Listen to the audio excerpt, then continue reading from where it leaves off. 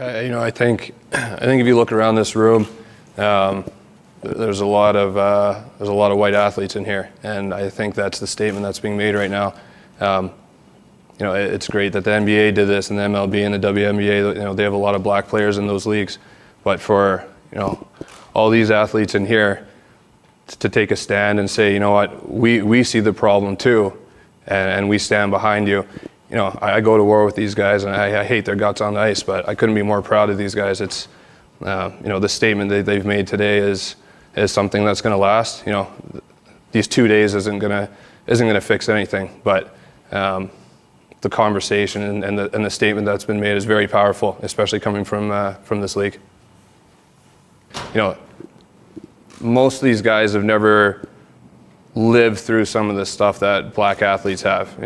They don't go through those day-to-day things that they feel that racism, or they've seen the racism, or their family's gone through it. But for them to say, look, we see what's going on in society, and we disagree with it, and something has to change right now. That was my message, and I think I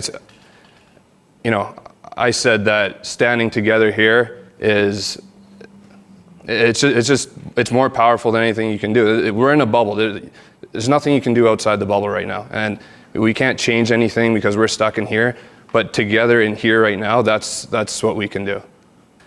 For me, I also have a lot of respect for military, and so I wanted to start the conversation of what's going on in the States right now. But I also want to stand and respect the people that have fought and died for this country.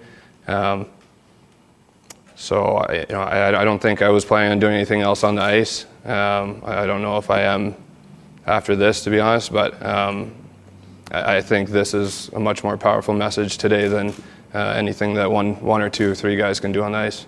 Yeah, I think the best thing that happened, last night I struggled with, what I wanted to do, whether it was, am I really going to walk out on my team and be the only guy, or is there going to be a couple of guys? But I woke up to, a text from Kevin Shattenkirk,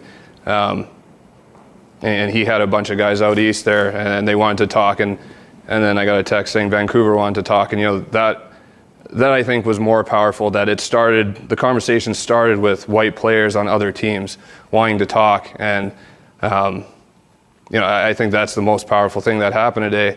And now you see us all coming together, all opponents here. I hope after this, I don't expect every one of these guys to go out and be advocates for this movement, but I'm sure a lot of us are, and that's the biggest thing. You can't just talk about it in the bubble and then go home and live your life. You gotta start being part of it, and I expect lots of us to.